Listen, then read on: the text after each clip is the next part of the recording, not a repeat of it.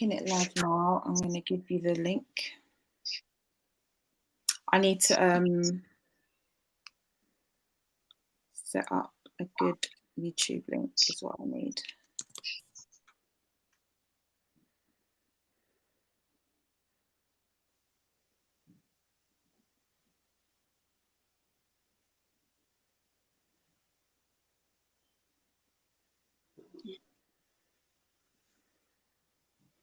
Okay, it's showing me that it's live now. Copy.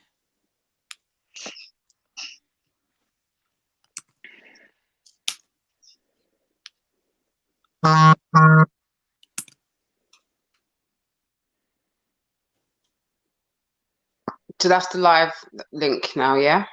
Yeah, I'm going.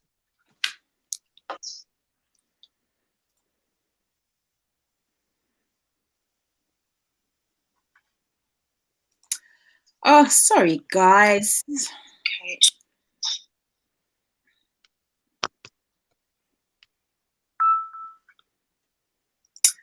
Oh, sorry, guys. I just heard myself back.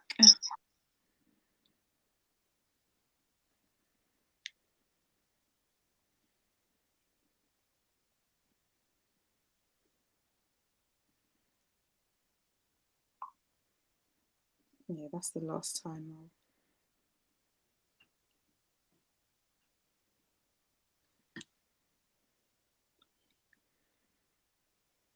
Right, are we good? Are we good?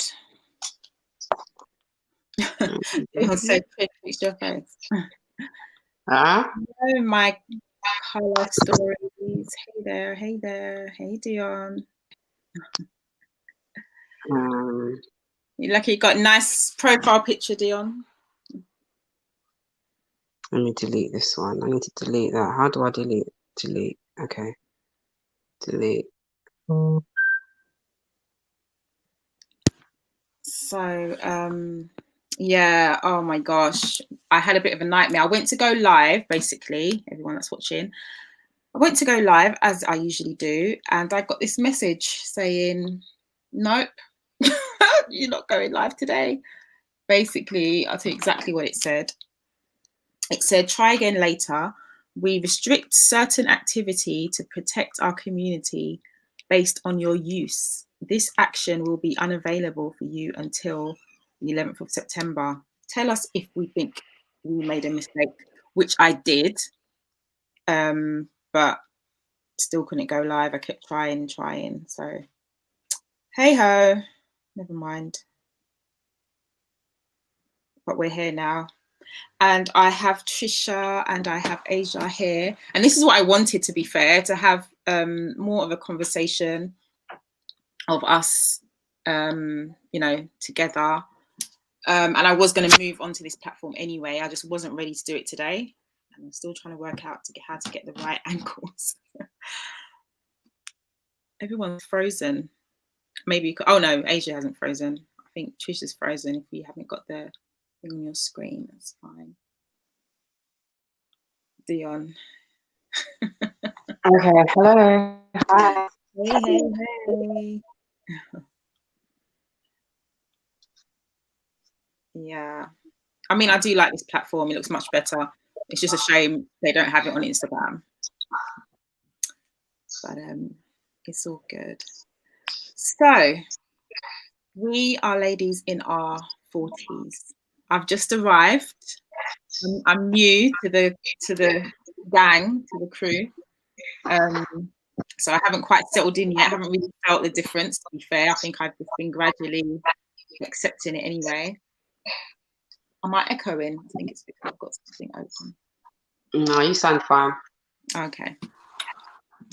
So yes, ladies, I don't necessarily have direct questions, but as I turn 40 on the 7th, so I'm like, nearly about 2 weeks now, nearly 2 weeks. Oh, Emma's watching from her TV. Nice one, Em. Good technology. Yeah, so I don't know. I'm like, what do I expect? People are like, how does it feel? Like, as I wake up, I'm supposed to feel this new something, but I didn't really. Did any of you, when you were turning 40, like when you were leading up to 40? I mean, to be fair, I think anytime I've always approached a birthday, I don't want to say I feel sad, but Mm, I don't know. It's just something. 'Cause I guess maybe what I always do is look at the year that I'm leaving, so to speak, and yeah. what I've achieved or what I haven't achieved, and yeah. So sometimes, probably because I haven't been where I thought I would be, Mm, I might look at that and think, okay, cool. Do I really want to celebrate the next year? But then I think it just really, for me, it's always kind of depended on the year that I'm leaving behind. But when I was coming into my 40s, I mm, think I was looking, I can't say I was looking forward to my birthday, not yeah. necessarily the number that was attached Yeah. to it, Yeah. but I was ready for a birthday, if that makes sense. Mm, Because I yeah. was going away, it was something big, and the Oh, you went to months. Dubai, didn't you? Yes, exactly. So I went to Dubai. So a group of us went to Dubai, had a wicked time. So it was a different birthday for me, you know, Mm, and yeah, I think I kind of did the reflecting whilst I was away, yeah. but you know, yeah, I'm not sure about Asia. How was it for you? Oh, coming into 40, I think there wasn't, so there was that thing of what you, first of all, what are you going to do to celebrate being 40? And, do you buy Mm, yourself a car? Do you go on a holiday? Do you throw Yeah, yourself? I mean, around me, everyone just keeps throwing themselves these big bashment 40th birthdays mm, and hmm, things like that. And I ended up having a house party, well, get together with just a few friends. But I remember feeling I was very much single coming into my 40s, and I was what you call a busy single. So my reflection, because then you kind of look like you're 40. And I remember thinking about my mom when she was 40. I remember it clearly when she had a birthday for 40 years, what I was doing. I had good knowledge of what was happening then. And so it just, by this time, I'm used to the fact that I'm single. I'm used to the fact that I'm not married. I've got no children. I'm mm, used to it. So it wasn't sad for me. It wasn't like, no, anything. But like you, Trish, I was at I need to achieve more. I need mm, to do more. I don't think I've done enough. mm. So I was there, but I wasn't sad yeah. or down. I wasn't that. And yeah. Hopefully. Tony Douglas, I should say. So Yeah. how did you feel, Shah? I don't know, I feel all right. You know what it is? Because people always say to me, you don't look your age. So I think No, I'll you be don't. okay.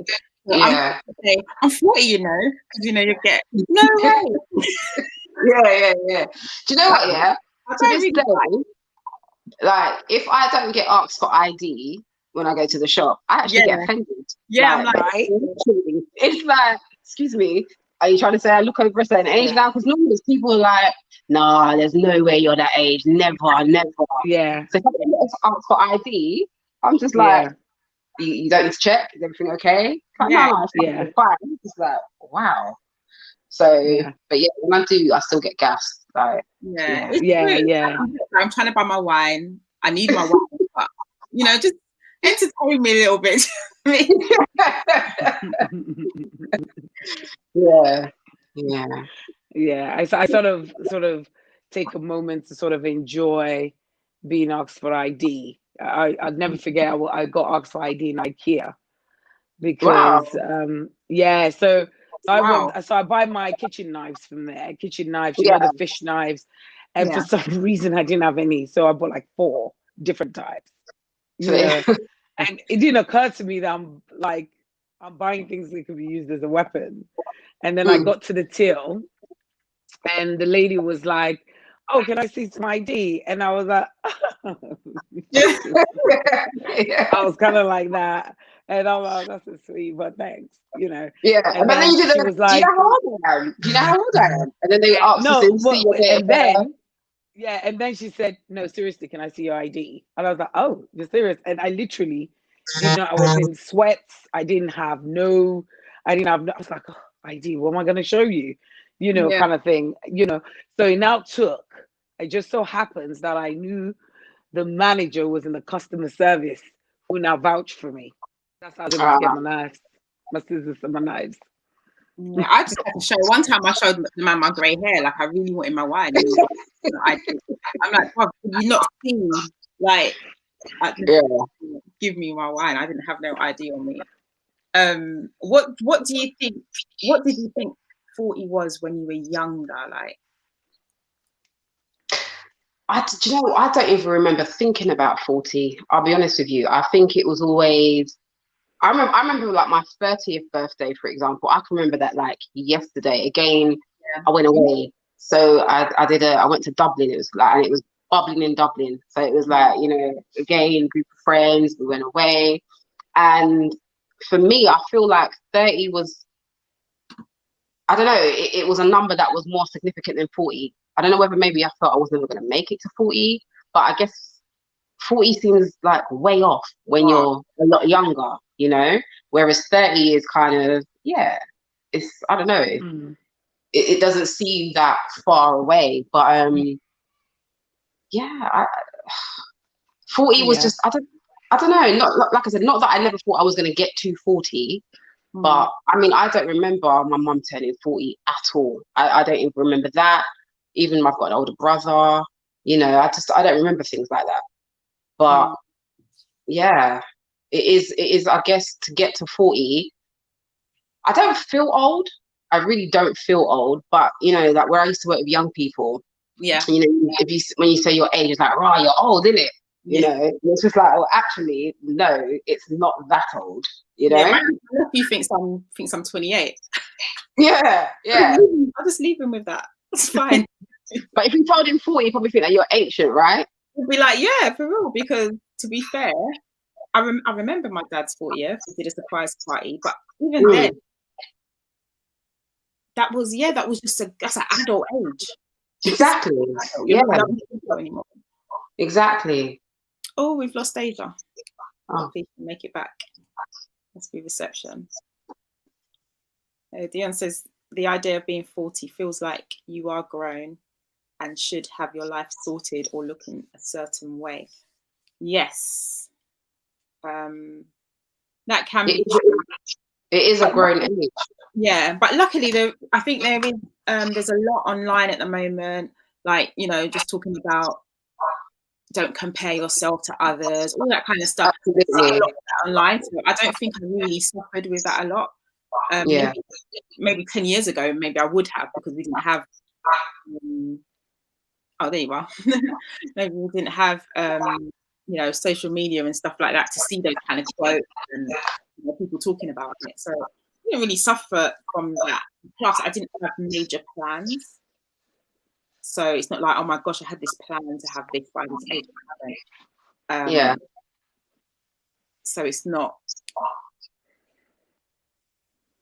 Is this one of your friends, Dan Banqua? Oh, no, I'm not sure. Emma says, oh, this is new. Hey, ladies. Hey. I'm not actually sure. S. Williams.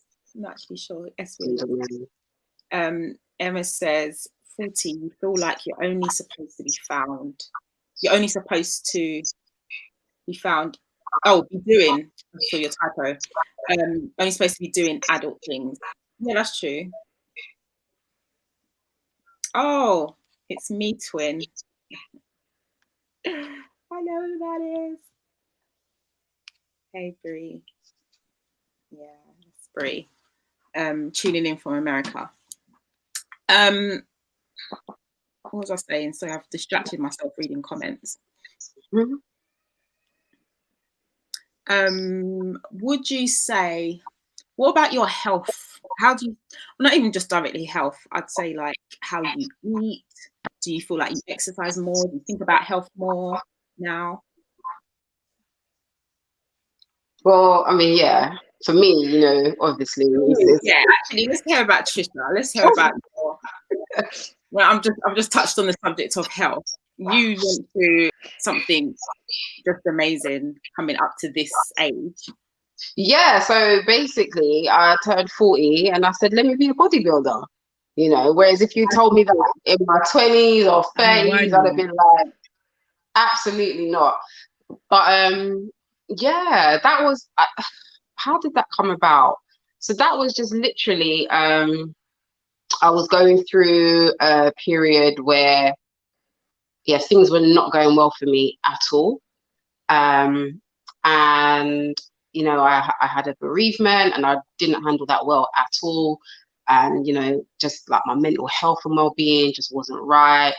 And I put on a lot of weight, like up to nearly 3 stone. Like I put on so much weight. And I remember I saw a picture of myself, and it was literally was having lunch with a friend, and you know sometimes when you kind of fish for compliments. So I've seen this picture of myself, and as I was you know having lunch with them, and I was like saying, yeah, so I saw a picture of myself the other day, and I was like, rah, I looked really big. And I was expecting them to say, no, no, you look all right. You know, you look fine. You look fine. But they weren't really giving me the response that I wanted to hear. So I was like, so still kind of touching on it again. And then they were like, yeah, but it's understandable. You've been through a lot. So I was like, oh, so basically you're saying that I have really put on a lot of weight. And they were like, yeah, but it's understandable. It's fine. Like, you know, you'll get back on it and da da da da da. So I feel like for me, with my health, I've pretty much always said I'm like the Janet Jackson and Oprah. Like I always go up and down, like a bit of yo-yoing, but that's the most I've ever put on. So literally from that discussion, I was just like, okay, you need to take control, sort yourself out. And I'm very much a person like when I find something that I want to do, when I've got a goal or a target, I will achieve it. I will make sure that I will just dedicate myself to do it. So I was leading up to becoming 40. So I just kind of said to myself, okay, do you know what? I knew I was going to go away for my birthday the following year when I turned 40. So I said, I'm not going on holiday on the beach looking like this. It's just not going to happen. So literally, I said to myself, okay, sort yourself out, you know, start to lose weight. So I was already a member of a gym. I just stopped going because, like I said, I just wasn't in the right space to do that. So I went back to the gym, lost weight. And then whilst I was at the gym, I have a friend there and she's a personal trainer. So she was basically saying to me, oh, Trish, you're doing so well. You've lost so much weight. You know, you should just kind of, you know, why don't you do bodybuilding? And I was just like, no, I'm fine. That's not for me because she does bodybuilding as well.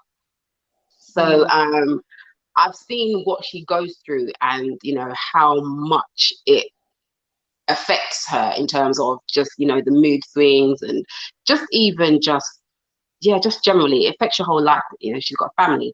So anyway, I was just like, no, it's not for me, I'll leave that to you. So she was like, just come to one of my shows please.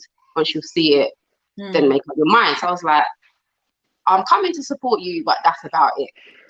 Anyway, went to the show, loved it. Like the atmosphere, the energy, the people. I was like, yeah, this is me. And literally from then, I just kind of, just took it serious. So the following year was my birthday. So I wanted to achieve a target weight for my birthday. I did that. I got a coach. And then last year, I did my first wellness competition. Oh, thank you, Dee. Yeah. So I did my first competition. This year, I was hoping to do 3, but obviously COVID took over. So I'm not competing this year. I'm just basically had a very long off season. You're showing my picture. Just so you know the levels. The levels. So yeah, that's wow. Do you know what though? Sometimes, sure, I look at that and I just think to myself, I actually did that because even like literally, I couldn't even believe it, because there were times when I had mental breakdowns. But what did you say? Me said, and my belly. She's so stupid. So yeah. So for me, health is very important now, definitely. But that's just because of the route I've chosen to go down. So do I feel more confident now? Do you know what? Not all the time, no. You see, like when we've had this hot weather, I basically I feel conscious still about wearing like shorts and things.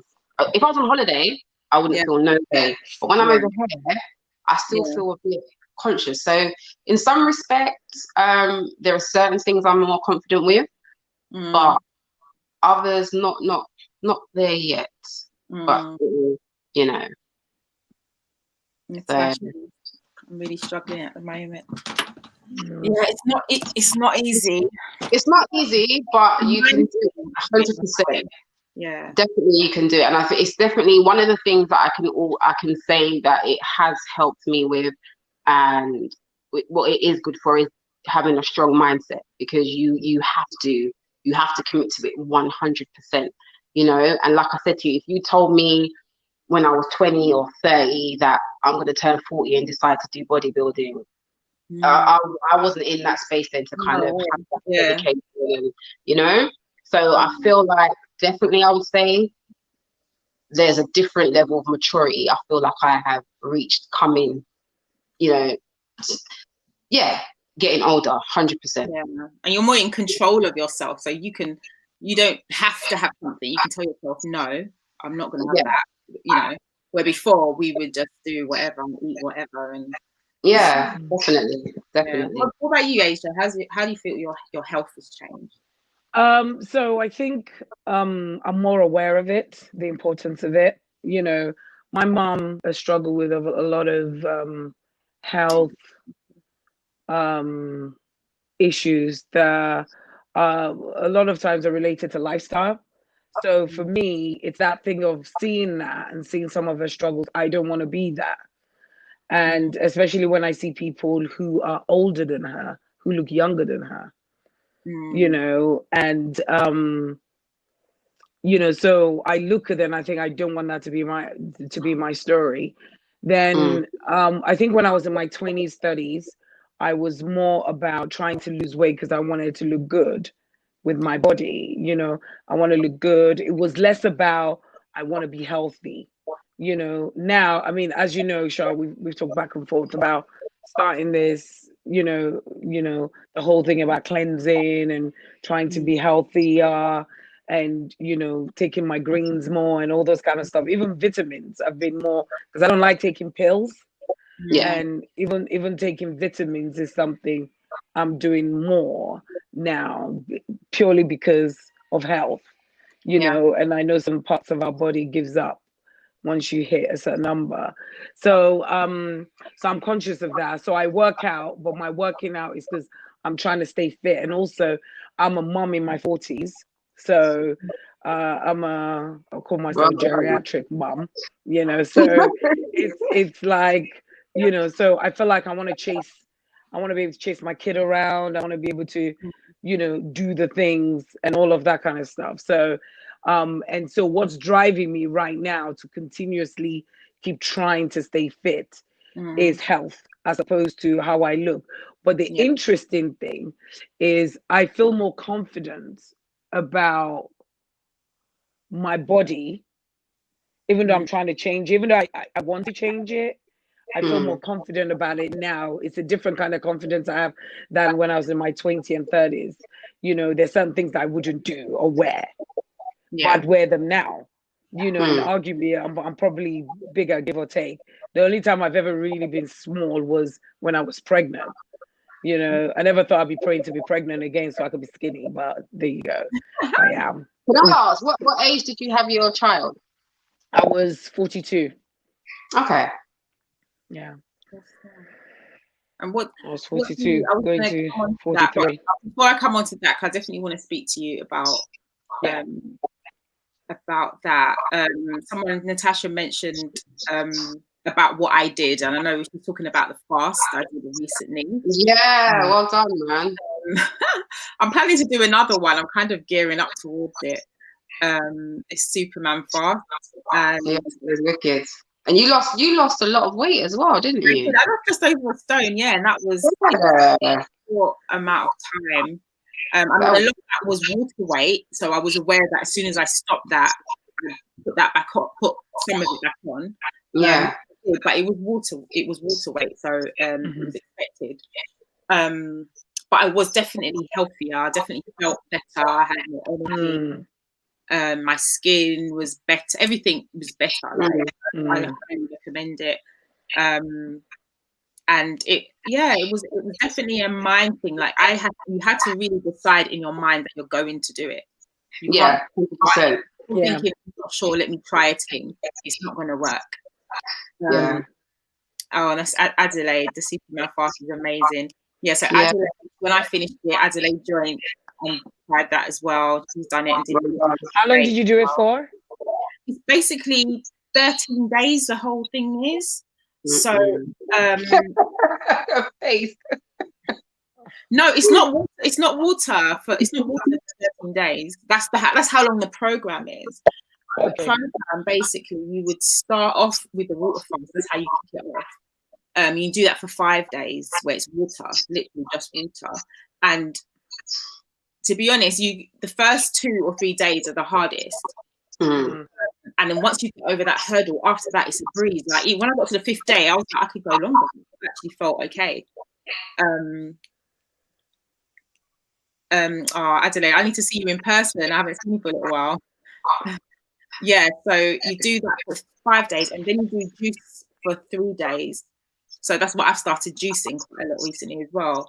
So, yeah. Oh, Asia, where have you gone? You've gone dark, black. The screen's gone black. Sorry. Yeah, so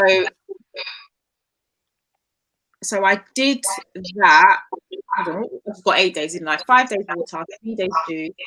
Then you start to come into food. So the next day you might have a bowl of fruit, or the following day you'll have like a bowl of salad, like just the one meal. The rest is water, or the rest is juice. I can't remember now. But you're basically given the whole routine to have, and each day you're training as well.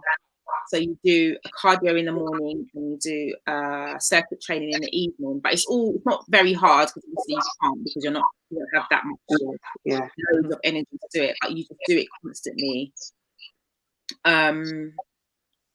Adelaide, I'm fasting today, just water only. I did 13-day program on July the 1st. Yeah. So there's quite a few people now. There's a celebrity one going on now that's just about to start. So Kelly LaRock's doing it. You've got DJ, you've got DJ Super D starting it. I think Hot Stepper just done it recently. What's that girl from? I can't remember. Names are bad. But there's a few people that are doing it, like people that we would have heard of that are doing it. So I think they're like on their 3rd day. So looking forward to see what they got to. But yeah, it was great. My mum did it with me as well. So my mum wasn't really someone who did like lots of physical exercise and stuff, but she was able to do it for her. So yeah, I mean, I don't see me getting onto your levels, Trish, but you know. Do you know what? You say that, but like I said, if you'd have told me I'd be 40 and doing bodybuilding, I'd have been like, nah. So you never know. You never know what's out there. I know, for real. Emily, do you think weight is harder to manage now you're in your 40s? I think yes and no.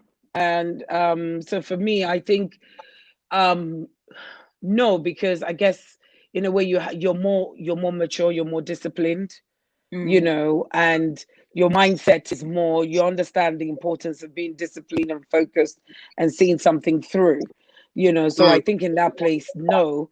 But I think the reality is that our metabolism can slow down. We move less as we get older, you know, and I think from that respect, I would say yes. But I think but in terms of determination and drive and the importance of just staying disciplined and focused, I think it's thingy. Yeah. Yeah, and I think for me, like I always need to have a target or a goal. So even if it is like, I don't know, I need to lose X amount of weight, or I want to increase, my muscle mass, whatever. It's just I need to have something to work towards, and then you say that you're working on that with your mindset. So you're knowing that, okay, I am determined, and this is what I'm going to do. So yeah, I don't think I don't think it has that your age has that much effect on if it's harder or easier for you to kind of like manage your weight. I don't know. I just think as long as you're doing some level of activity, that could be a walk, whatever. You haven't got to go and do nothing too crazy, but just be mobile. Just do something. Yeah, I can't really say that I've really tried before to even compare. Because I know that when I was much younger, I used to play netball. I was just naturally more active. Exactly. Throughout my 20s, I was raving a lot. So every weekend I was dancing for hours. I was tell you every night which club I was going to be at. Monday was my rest night. That was like my Sunday. But Tuesday to Sunday, I was out every single night. Yeah. Yeah. Monday night I was out. I was in 10 rooms on a Monday. Like every night there was something going on. So I was going. I was going to be. Thursday was gas club. Friday was gas. Tuesday was club. Tuesday gas club. Tuesday was when was gas. Hanover Grand? Hanover Grand. Hey, Thursday was Samantha's. There was a lot going on. Did you ever do moonlighting? Yeah. No, not that often. No, I didn't go there that often. But yeah. What about the Arches? What about the Arches? Westwood? No, there was that one in Ladbroke Grove, and it all used to open. It used to go there on a Sunday. Yes, and Subterranean. Z by Brixton. Subterranean? No, Subterranean was further down. Yeah, by the Sainsbury's. It's like a Sainsbury's now. Emma, I know Emma will know Iron this. Bar. Iron Bar. That was it. Yeah. Sad, isn't it? Myself from East London all the way to West London. I find a way. I'm telling you. Hippodrome. Oh God, that was my man saying no 10 rooms on a Thursday. Not really. No, that's a bit bougie. Yeah, a bit bougie for me. I went on a Monday because there was live music, and that's my vibe. Yeah.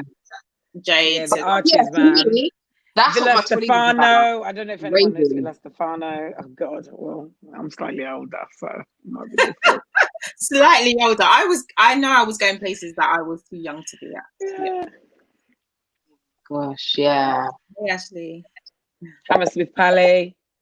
What was that one that was it Hippodrome that was by Vauxhall? Hippodrome, that was going for a long time. You got SW1? Vauxhall? Yes. I never actually went there, Really? Yes. I went there much later when it was called Cube or whatever. Like I never went there. Yeah, that's to me. That was what my 20s was about, just raving. Literally. Online now. We were out all the time. Yes, we were. But I don't understand how I actually got a degree. That one in Holloway Road. It was jungle. That was I didn't. That was too far for me. You didn't? Okay. Oh. No, I was in South. Yeah, Chimes. Yeah, that sounds familiar. Chimes. Yeah, remember Courts, and they used to have a comedy night. Comedy nights. Yeah. Courts of it. Yeah, Courts.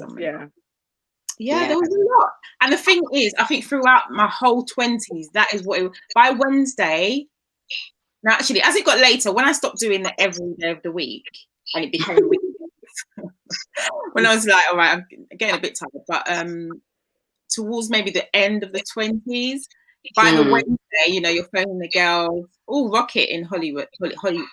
That's it, Rocket. Yeah, that's the one I was talking about, Rocket. By Wednesday, you're making plans about where you're going at the weekend. And we didn't really think much further than that. Like there was I wasn't thinking about my future really. It was about what's happening at the weekend. Yeah, literally. In the moment, yeah. Yeah. Mate, I had some good plans. Someone else asked the question that I've gone past. Hold on, let me go back to that one. I think that's a good question. do you find intimate relationships easier to manage in your 40s? So, easier to manage.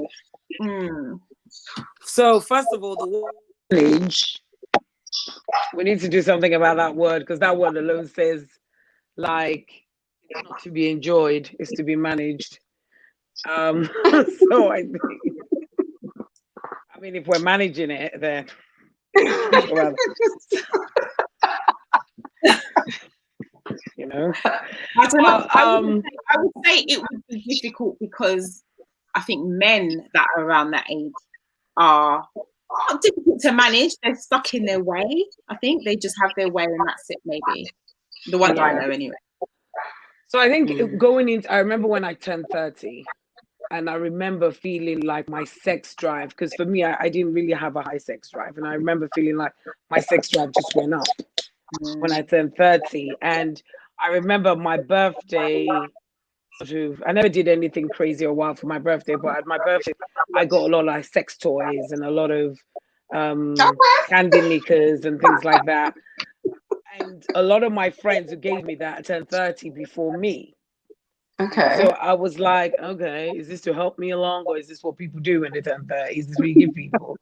You know, so I remember thinking, why am I getting all this sex stuff? You know, and but then it wasn't too weird because like I said, my drive just went up.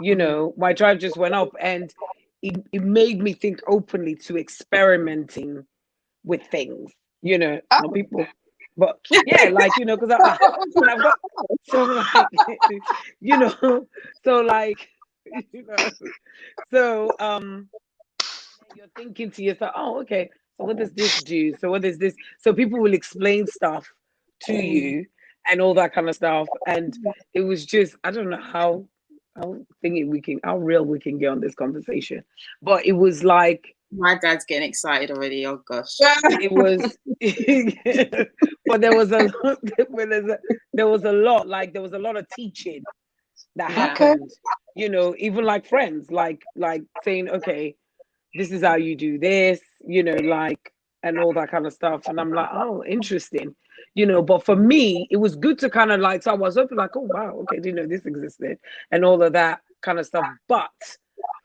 ultimately, I'm an old-fashioned girl. Just give me a man and let me enjoy myself. Hey. Whatever you get through. You know, I ate the candy sweets. Okay. You know, Just didn't wear it, you ate it. Yes, no. As it was best. Yeah, I don't know the best time. I put all of them somewhere. You know.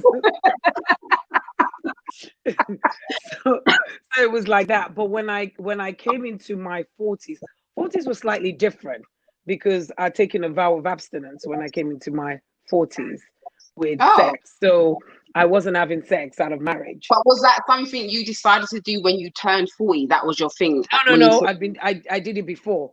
So right, at the point I met my husband, I was 8 years in. So I did it somewhere in my 30s. So I was 8. You just got the toys, you had all of that stuff, and then you took your abstinence. Yeah, and I just kind of like, I mean, the toys thing happened very early. It was around my birthday. These were stuff I got, and the people who gave it to me, I said, come and explain what you're giving to me, because I don't know where this one goes and all that kind of stuff. Yeah, I remember somebody gave me this, I don't know what it was, this little toy, and I'm like, it's supposed to stimulate you, and I'm like, that will get lost somewhere. I'm not trying to go, and I'm not trying to go A&E. I'm a single woman that lives by myself. Am I gonna nah. You're very careful not to get injured when you live by yourself, because there's no one to call. So when I turned 40, all of that wasn't, I was well into my journey of abstinence already. So it didn't really, I was sexually on lockdown. I wasn't thinking about it. I passed the stage where, you know, I would feel urges or anything like that. So I'd completely passed that stage. But it was I didn't have a man.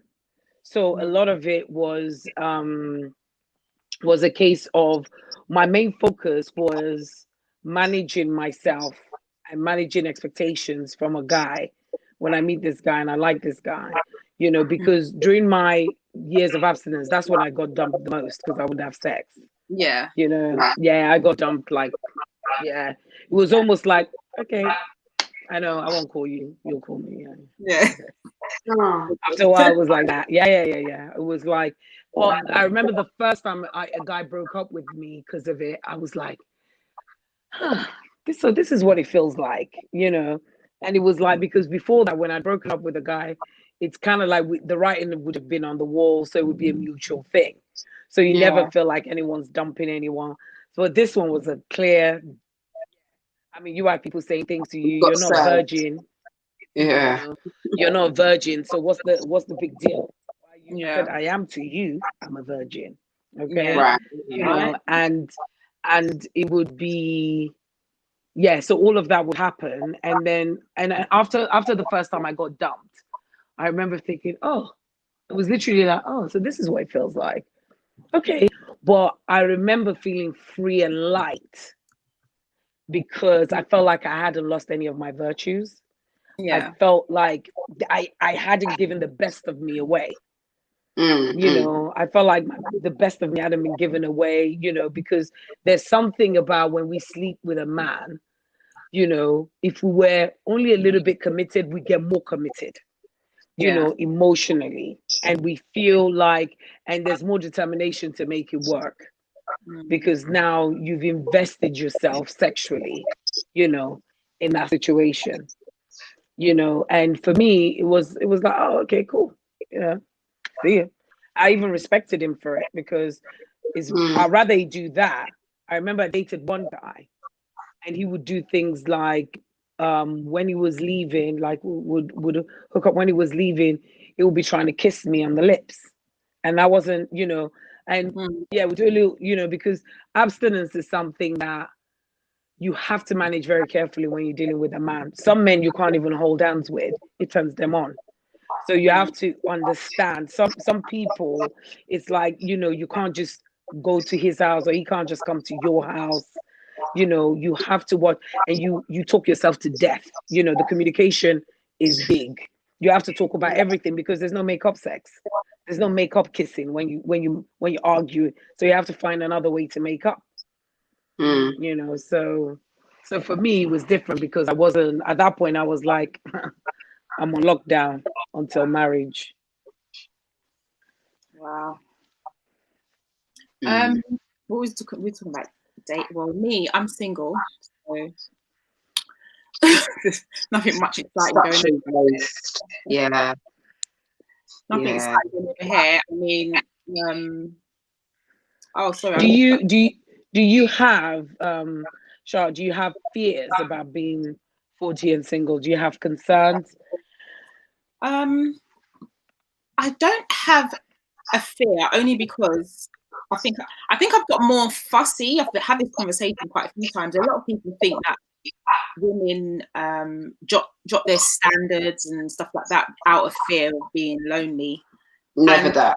Some of them do, but I genuinely don't. I feel like I've got more picky, if you call it that.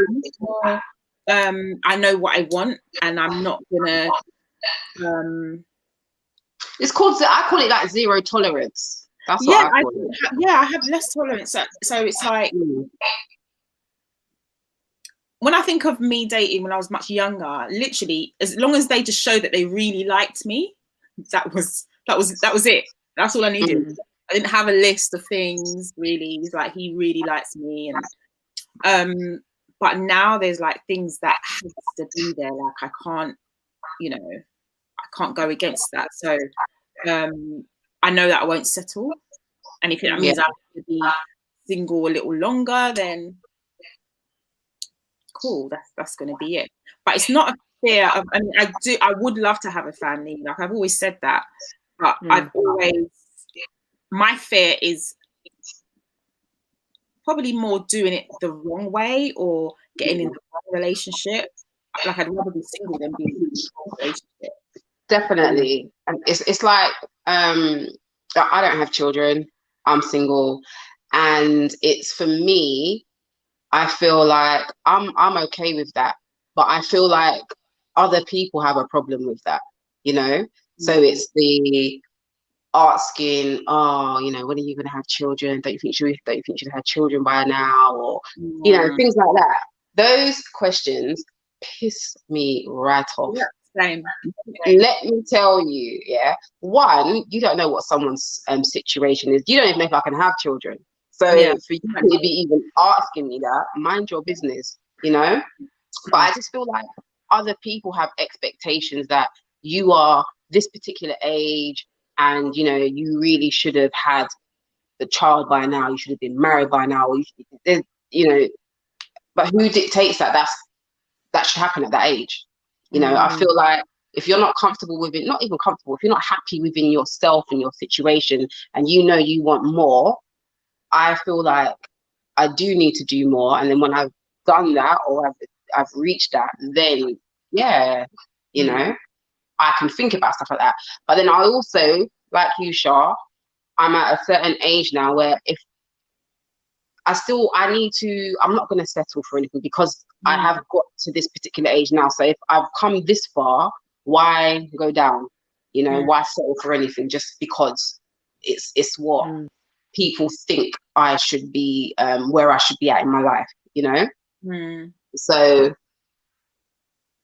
who's wasting time? So I remember when I, you know, coming into the same thing. I mean, I felt, and there was a lot of pressure from everybody, you know, even people that had no business talking to me, you know, even some strangers, you know, that didn't know me, that felt like they needed to weigh in, you know, on what I should be doing or how I should be doing. I remember my mom's friend. I always say she's my mom's friend, but an acquaintance more like. And her daughter is married and all of that, and has got kids. And I remember her having a conversation with me, just like in passing, saying that, look, don't necessarily be waiting for a man, just find someone and have a child with, you know, and all that kind of stuff. I remember her saying that to me very clearly. I remember guys you know, talking or giving you that impression, almost like wanting to, they want to get you pregnant to see that you can even have a child. Do you understand what I mean? They want to do that and all that kind of stuff, and you know, and you could kind of see it in conversation they're trying to have with you, and all that kind of stuff. So for me, that wasn't going to be my thing. In terms of standards, my standards definitely went up, but that, I think that had a lot to do with the fact that I chose abstinence. Okay, so you know, I was more embedded in my faith as well. So there was, you know, I had to live, you know, by I had to live by, I had to set standards for myself first. So they weren't even for other people. They were like standards for myself. And then to do that, I think that said, I do feel a lot of women drop their standards as well as they get older. I think so, Partly because definitely. of pressure, partly because of culture, background, and all of that kind of stuff. So, you know, depending on where you are, where you sit, and where your mind is at, you know, you might cave into some of those pressures. You might feel like, you know, this is all you could do, you know, kind of thing, or this is all you can have. But for me, I got to a place where I had a conversation with God, and I said, look, if it pleases you for me to be like this, so be it. Do you Yeah. understand what I mean? So I was okay. So I knew if I never got married, if I never had kids, I'm good. You know, I'll be good, just as I will be good if I had children, just as I would be good if I adopted or fostered, I would be good, you know, kind of thing. So yeah. So it was no longer fear anymore, you know. Yeah. A question. And what do you feel that you bring to the table now in your 20s that you didn't in your 20s and 30s? Now in your So 40s. Yeah, so I think for me, fearlessness. I'm not afraid of anything. Mm. I'm not afraid of anything. I feel I'm not afraid of achieving. I'm not afraid. I don't feel like I'm too old to achieve anything. I'm not Mm, afraid of speaking out or speaking my truth. I'm very, anyone who knows me knows I'm very vocal, and I'm a straight shooter. And I feel like a lot of times growing up, um, I didn't know people like me that would speak their truth to me, for me to know that, oh, so you went through that. Okay. You went through it, and you were okay, or you can go through stuff like that. Do you understand? So I didn't have that. So for me, it was important that, I definitely found my voice. And I think being a mom also helped with that. And I think going into my 40s, and I think when I've made peace with the fact that whatever, however, wherever life takes me, I know that's my journey, and I mm, think because I was okay with that, Mm. there was nothing you can't, so I wasn't worried at that point. I wasn't worried about kids. I wasn't worried about how I was going to feed myself. I wasn't worried about dying alone. I wasn't worried about, do you understand? I wasn't worried about these things, because as far as I'm concerned, I know that God has got me. However that looks like, I don't know. Do you understand what I mean? But I know I'm good. So I think for me, fearlessness. Okay. I mean, in my 20s, as we said earlier, I wouldn't have brought much because I was just too busy enjoying myself. So I guess I wasn't really thinking about anything apart from just having fun and just, going to work, getting money and doing whatever. But obviously now, in terms of what I bring, I guess it's almost like, what do you bring to a relationship, really, isn't it? If you're with someone, Mm. and I think I can definitely say I know who I am now. So I Yeah. know what my worth is. I know what I can do by myself, for myself. At the same time, I know that I could, for me, if you're with someone, then you can build something with that. Yeah. And it's that whole teamwork thing. So it's like I'm bringing something that's worthy, that I know will add value, Whereas Mm, before, maybe it was a bit superficial. I don't know.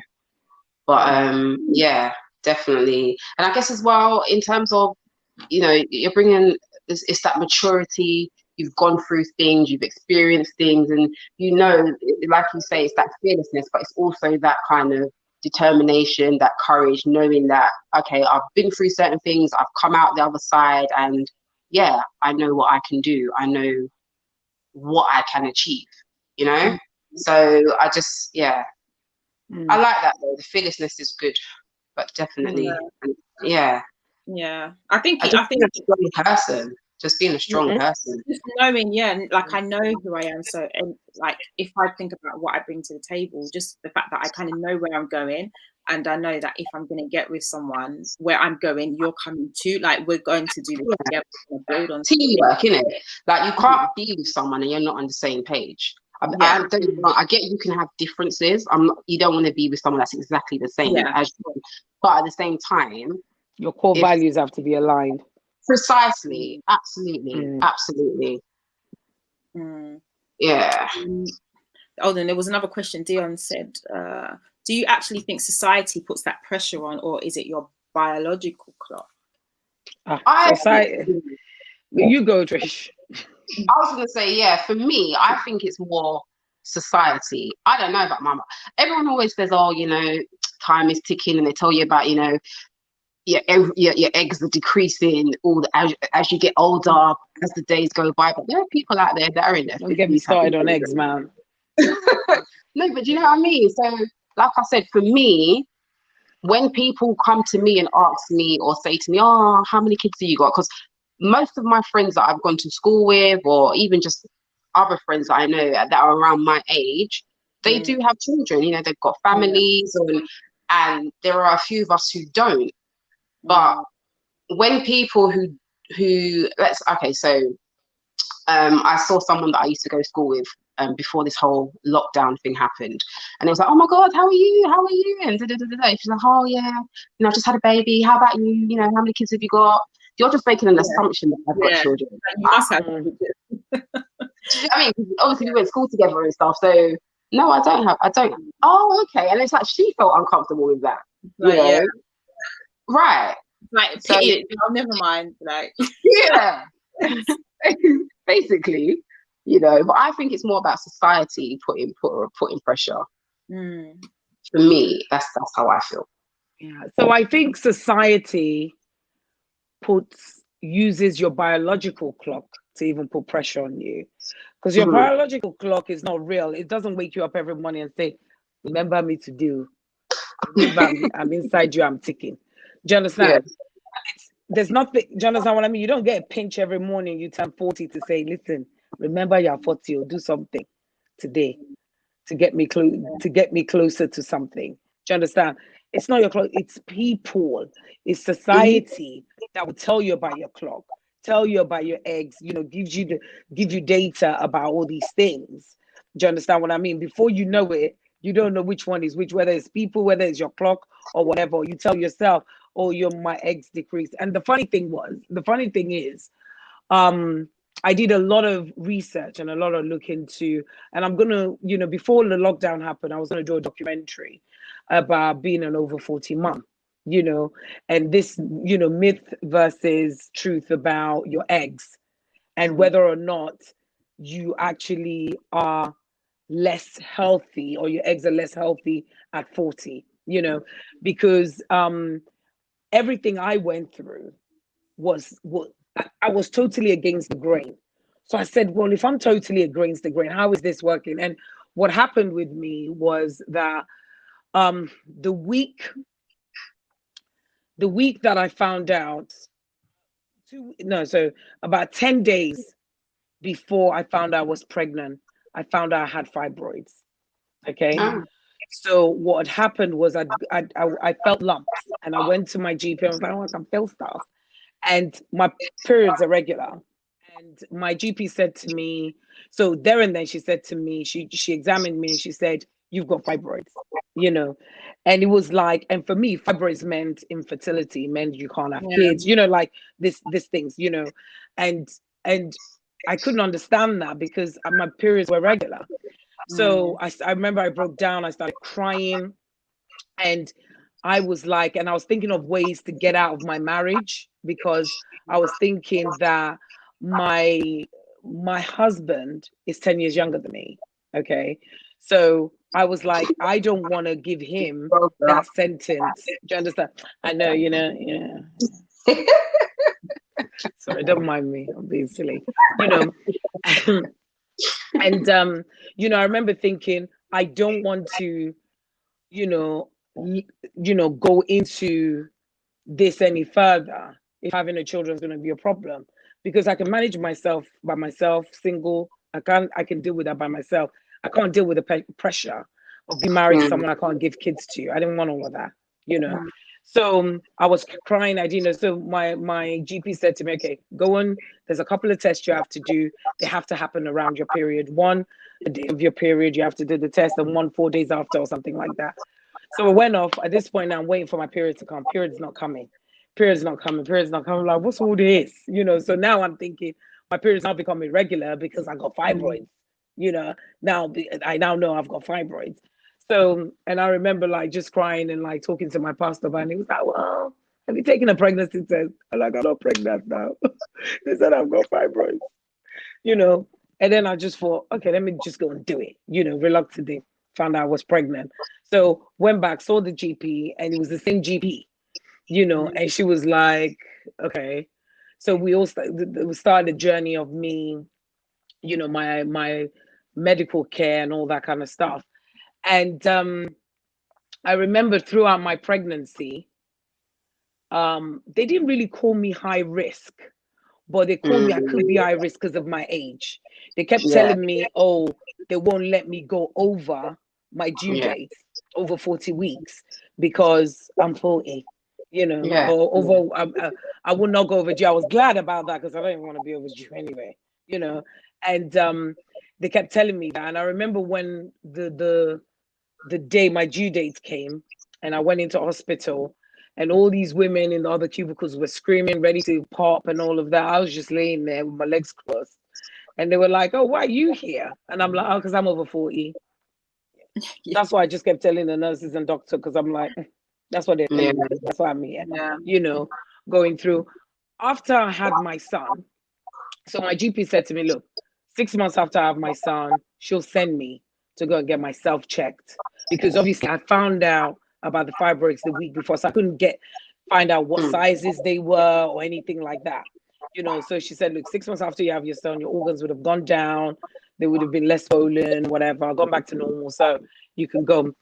So I went, and a lot of this is God also at work. Yeah. I now went, because first it was about 10 days after I found out I have fibroids, I found out I'm pregnant.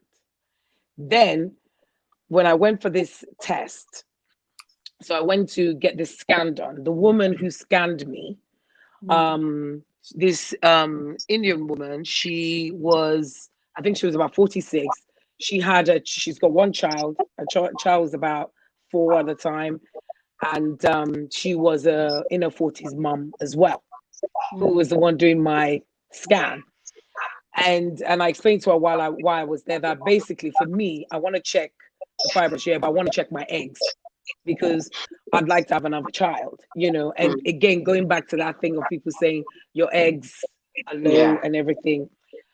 So she now said, okay. So she now checked me and she now said, wow. She goes, you got more eggs than a 25-year-old, You see? and Yeah. she goes, you got more eggs than a 20. She goes, yeah. She goes, and it was funny thing is, even my GP, I was saying to her, do you think it will be difficult for me to get pregnant? She goes, well, it wasn't difficult last time, so I can't say to you it'll be difficult. You were pregnant when you found out you had fibroids. So what can I say to you? You know. Yeah. So the lady who now did the scan was now talking to me because she was now going off to set up her own practice after working for the NHS for so many years, to set up her own practice, and was telling me about all these things about, like working with doctors, and really opened my mind into researching about why it's actually better to be a mom in your 40s, you Oh. know. Yeah, she was like, so I got engaged with, so she was one of the ones I was going to do the documentary with before this happened and everything. And a lot of myths that they tell us, she goes, a lot of this is also to do with costing. you know Right. it's they don't want to pay for you in your 40s having kids because they feel it's more expensive. It's easier when you're younger, do you understand what I mean? They don't want Mm. to. And it's all about costing. She said it's very little to do. And I have to admit, from the research I've done, the little I've done, it kind of seems true. you know and the issue of infertility is an issue, period. It's actually a very common issue that we don't talk about. But because we don't talk about it, when we now see somebody in their 40s not having a child, we think that's the problem. But maybe that same person would have had an issue in their 20s. We Yeah. Yeah. would never know that. Do you see what I mean? Or maybe the person just doesn't want children, you know. Right. Um, Yeah. it's just not everyone is maternal. I mean, I'm Yeah. not saying it's me, but I'm just saying that not everyone's got their own circumstances. So Mm. I just feel that there are just certain things you should broach with people, and others just mind your business. It's just very No, I simple. agree with that. But when you think Yeah, about those who do want it, and it just hasn't happened to them, maybe yeah, because they've not met the right person, or they feel they want to be married and all that kind of stuff. The fact that people make you feel like it's something you need to worry about, when you put that in your exactly, mind, that the stress exactly. alone is what's Yeah, stopping you. It's because you're nothing thinking more else. about other people and what they're thinking, and and like it's that pressure. 100%. Yeah, I agree. And you're putting unnecessary pressure on yourself, Yeah, because of what people are saying. And we don't look, we have to be careful what we lend our mind and our ears to, because when something sips into your ears, it doesn't go in and come out like that. You retain some of it somewhere. Even the memory that this has passed through your mind at some point, or somebody said it to you. Do you understand? Something like that kind of stays with you. mm, So we have to be careful what we lend our ears to, because especially when we hear it over and over again, over and over again, Yeah. from your loved ones. They say people who know you are saying it. People who don't know you are saying it. Do you understand what I mean? People who are not saying it are looking at you and saying it. Like looking at you, their eyes are saying it. Do you understand what I mean? And or they take style to kind of be like, oh, yeah. Okay. Sorry. So anybody what? Anybody come for lunch? Anybody what? Do you understand what I mean? So anything happening with who? Yeah, Talking exactly. about. Yeah. Do you understand what I mean? Or they'll try and come with the angle, are you happy? Just I don't know if you're happy. I'm like, if I'm happy. Don't you Yeah. worry Yeah. about that. You know, Yeah. and so it's that thing of just always don't lend your. And I'm not saying don't. I mean, I'm African, and one thing about Africans is they can be very, without intention, they can be very kind of heartless with their words, with the things Mm. they say. Do you understand what I mean? I have people say to me, I'm too picky. That's why I'm single. I have people say to me, look at you, you are strong like a man. You are just like, Yeah. what man would like that? I have people say that to me. Do you understand what I mean? And I'm like, well, no man would like it. The ones that don't like a strong woman, they won't like it. Yeah. Well, And Yeah. those are not the ones I'm looking for. And they Yeah. are not looking for me. right. Yeah. They're not the kind of guys who are looking for me either. And we're good on that. So they will say stuff, you know, um, they will drop stuff. They will be like, I would never have. And when I say to you, you've got to be careful. I've even had people in the house of God trying to talk to me about, I know what pastor is saying, Joe, but my friend, you have to look after yourself. Oh. If there's a guy do you understand what I mean? I should give him a chance. These people are in the house of God. If you Yeah. say, oh, because they're in the house of God, why shouldn't they say that's their level? I'm like, that's their level. Okay. I can't be like, that's what I'm saying, be careful, because you could be caught up and think, this is my church people, family saying this. Mm. Do you understand what I mean? If that's where Mm. you are. Or you could be like, this is my mom that's saying this. If my mom's saying it. Or it could be seriously, just like God will use anyone, the devil also will use anybody. You know. Yeah. And I think that's where we need to be careful. And I would like to share the details of that lady that I told you that's opened her own, she does a lot of thing, and she does things like, if people want to check their eggs to see where they are, to see if they're losing, where their eggs are now compared to whatever. And she does all of that. And I think it's one thing me talking and sharing my story and my experience. Yeah. But when you hear someone professional say it, you just go out and have a Coke and a smile, have a cigarette if you smoke. Do you Yeah. understand what I mean? I don't know why I did that. I don't If even you have smoke. those details, I mean, I'm guessing you don't have them Yeah. now, but share them and I'll make sure I post it. Yeah, I'll definitely share it with you. So if anyone wants to have a conversation, they want to you want to go and get yourself scanned, because of whatever, do it. I'm not against you getting checked, so you know where you are and all that kind Exactly. of stuff. But I'm telling you, I didn't have no small fibroids, whatever. And even now, and the funny thing was, the fibroids, they were just there. They were not something. And like when I said, oh, would I still be able to have a child? They were like, well, you had the first one. Yeah. You got eggs more than a 25-year-old. So So when you've got extra, when you've got not extra eggs, but obviously at your age, they said you had as more eggs than a 25-year-old.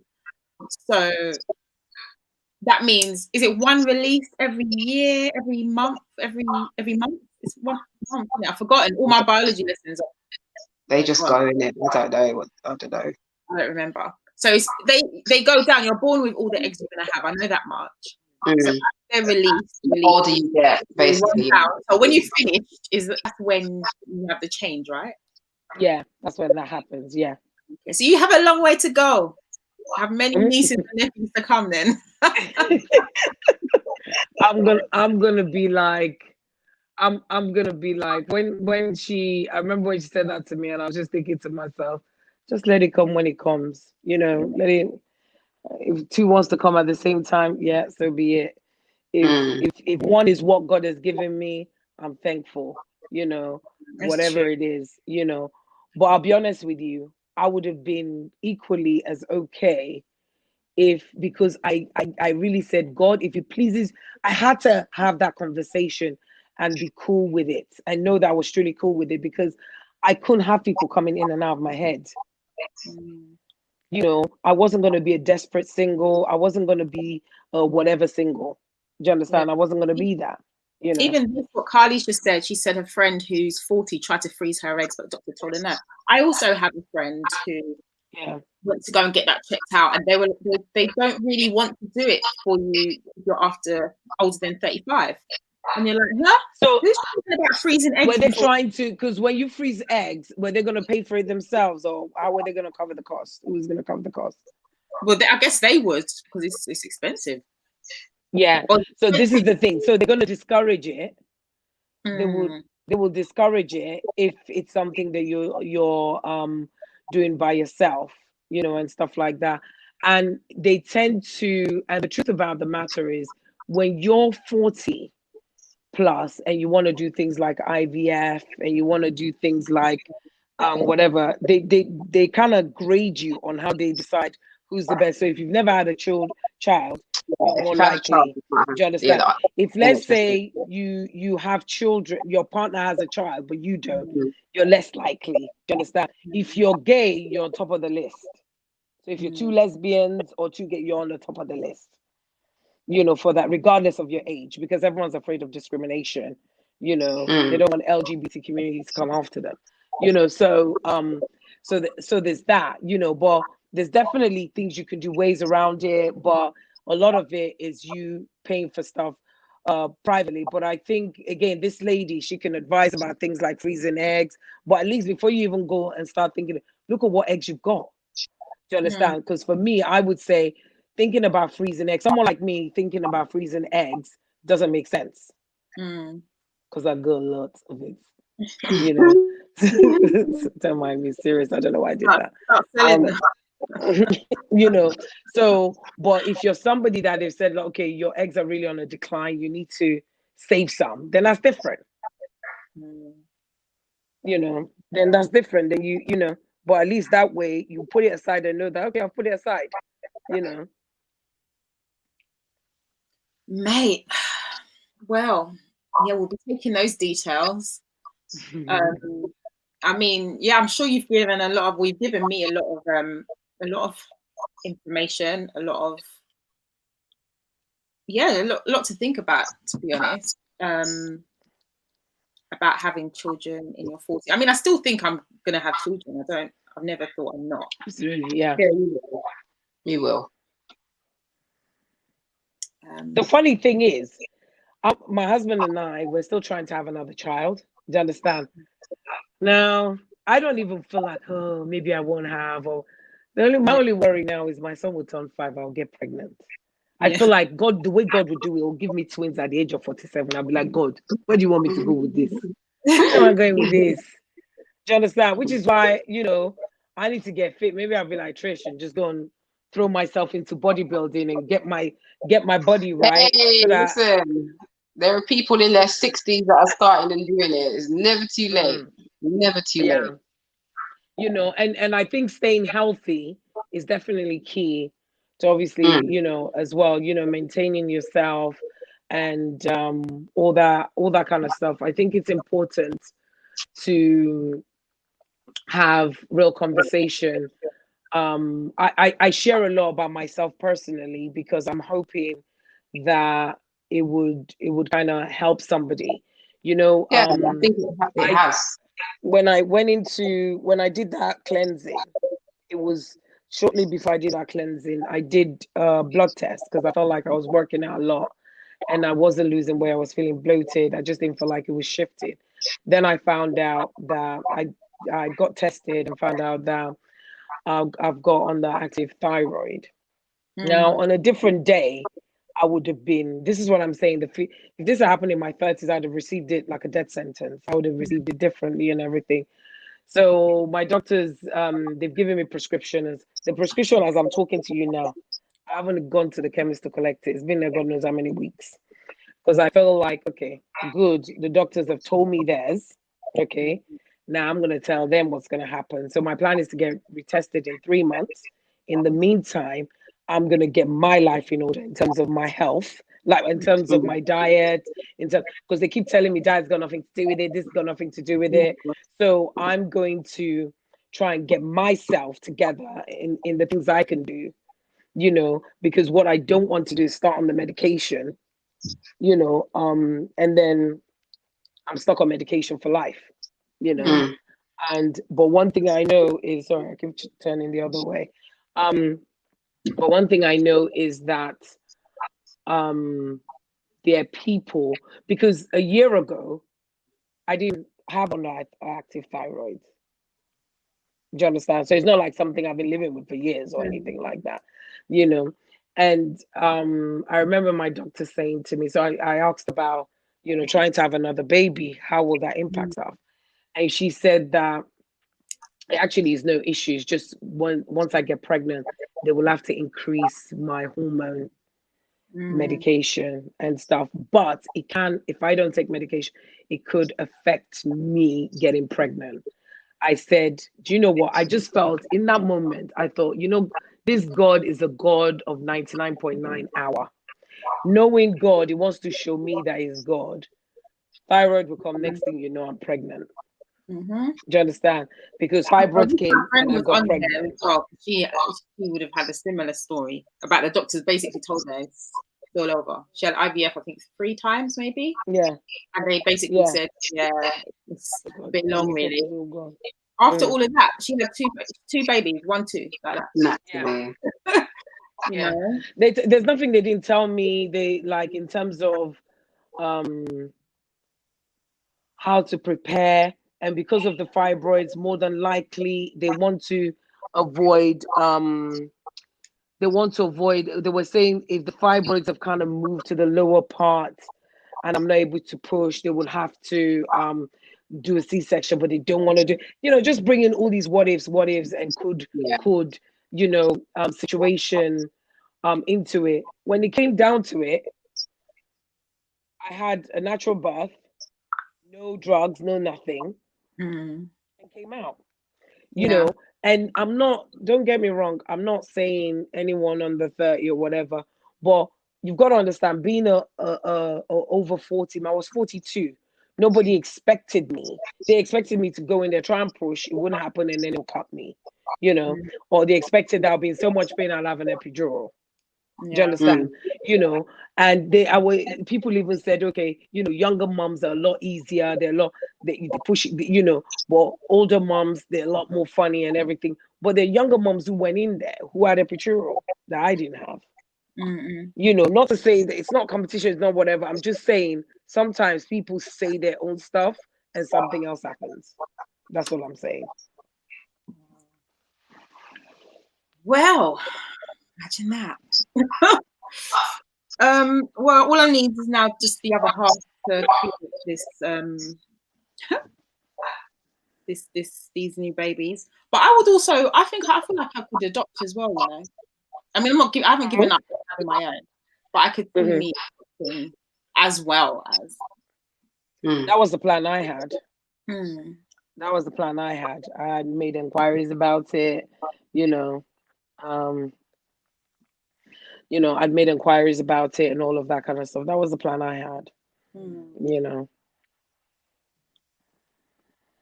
And I didn't cancel out. So in my mind, if I had adopted or fostered, whoever I married or whatever would come into that situation knowing that this is me. This is my situation with my child. So it was kind of like that, And I haven't even ruled out the fact that I will do it still. Because that was my plan for such a long time. So yeah. Well, as Dion said, these are adult conversations. The way I've said conversations have changed over the years. talking about rent, boys, to talking about bills, where you can get cheaper food in what superstore. You know what I mean? But it's good. I really appreciate you ladies coming on, especially since Instagram tried to flop me today. I quite like this setup. I actually prefer it. Yeah. Yeah, I think it's nice to be able to listen to Trish on and be able to have that through rather than she came on and then I come on. Yeah. Dion's question. Do men worry about this shit? Well, there was only one in here. I don't know if he's still here. There was like Daniel was in here. See, I think so. I think men worry do. about it from where it affects them. You know, because a man who's marrying a woman in her 40s will wonder. Do you understand? Even down to why is she single and having a child? Would it be there's no man, unless they don't want to be honest, that will say they won't think about it.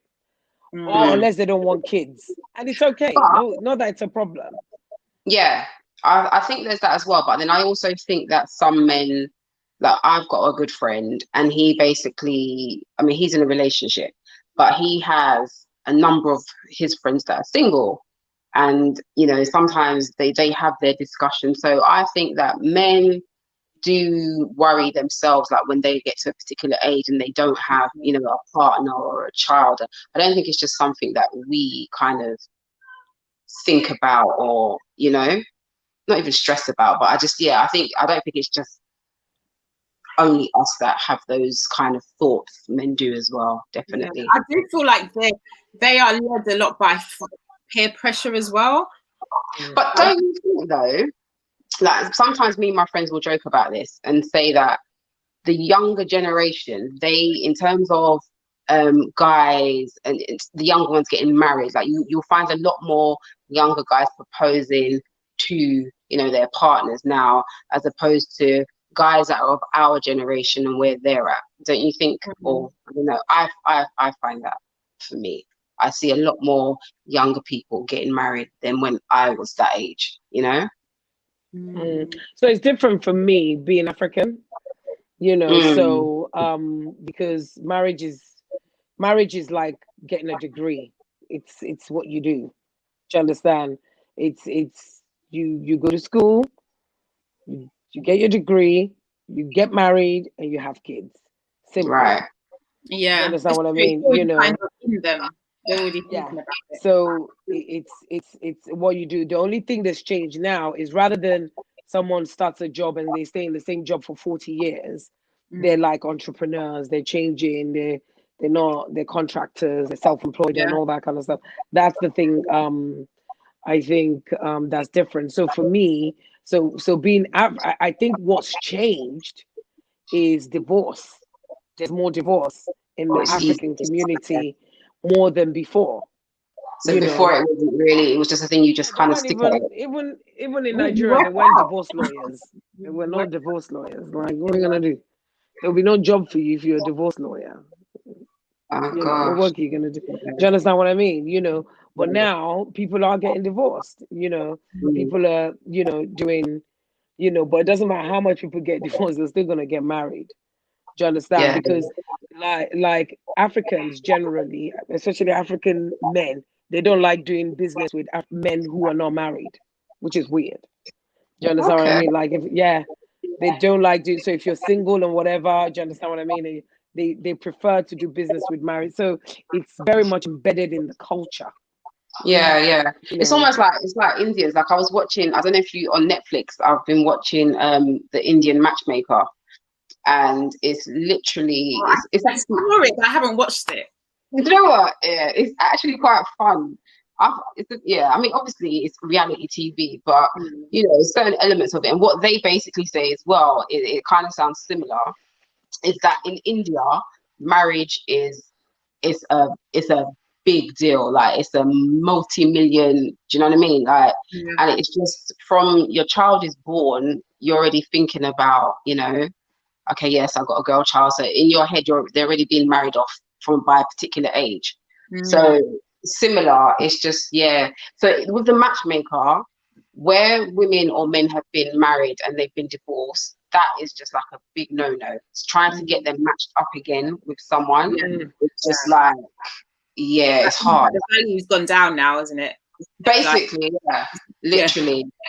But yeah, marriage, like there was some of them are all like 23, 24, but to their family and to the community, they're old. Like, how dare you not be married at this age? You know, you're bringing shame to the family, and you know, so we feel pressure. That's a different level.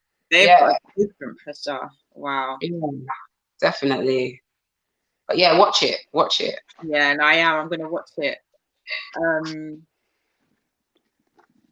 Yeah. Well, ladies, I think we might need to wrap up. We've been on for almost an hour and a half, but I really enjoyed hearing your views and your experiences, and I'm sure everyone listening has also, taken a lot. So any information that we're going to share, I'll come back to you, Asia, about the information you're going to share. Anyone interested in getting involved in a bit of bikini wellness stuff, Trish believes she's a beginner, but you've done it. So I'm like, you've been on stage in front of people doing this. So. I'm inspired, Trish. I am. Mate. Oh, thank you. Yeah, I'm truly inspired. Yeah, bless. Definitely. I feel like if you can be a bodybuilder, at least I could do is those 2 stones. Go to the gym. You know what I mean? You know. Get you ready for the next baby, and you can just be doing like gymnastics with the children. Right? You know. Yeah, thinking about it. All right then, ladies. Thank you ever so much. I think it will probably be me going forward. It will be great if Instagram gets involved in this so that we can also stream it on Instagram. But sorry about your suspension. I hope they lift it soon. Free Shaw. I know. I better go and test mine and see if it works for tomorrow. Right. I don't know what they're going on with. Like, they're getting really strict. They're getting to this thing now. Literally, because I did see a couple of people ask in the comments why I got blocked. I don't 100% know, but what I believe it was because of a meme that I posted last week. Instagram didn't like it. I got a message saying that they had blocked it, but it was still up. What was the meme? You got to share that now. It'll be up, but nobody can see it. Oh, okay. Basically, if only what day it was, I'll show you. But it was basically a big lady who had no clothes on, but she was sitting on a train, and the caption was like, "I don't care, it's too hot." Because it was one of the hot days, and she was just sitting, had her clothes next to her, and she was just sitting there like, yeah, it's too hot, I don't care, I'm taking my clothes off. And that's what it was. I just thought it was funny. What about the other one with the people who do like and the fan? Oh, there's that one. I forgot about that. She's coming out now. See, I didn't, you know what? It was like a pencil drawing. And it was about the mask. And to be honest, I was helping society be safe, to be fair.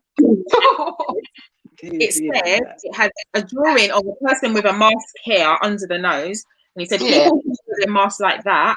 And the next picture was a picture of a line drawing of a man wearing underpants, but with his willy hanging over. I remember. I think I even messaged you about that as well.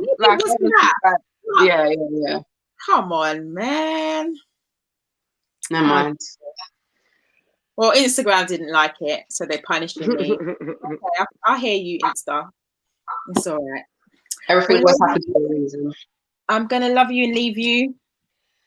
Thank you so much. This has been great. Thank you, Angel. It's lovely to meet you. You too. Yes. Thank you for allowing me. I'm definitely gonna follow your story on Instagram. You're on Instagram. I am indeed. I'm gonna follow you too. So thank you. I definitely want to see I got my wine because I wanted to show off my wine glass. Oh, that's pretty. That's beautiful. I got a few wine glasses for my birthday, to be fair. But yeah, I'm gonna chill out now, have a glass of wine, and find some food because I haven't eaten yet. All right. Cool. Okay, take care, guys. All right, see you. Bye. Bye.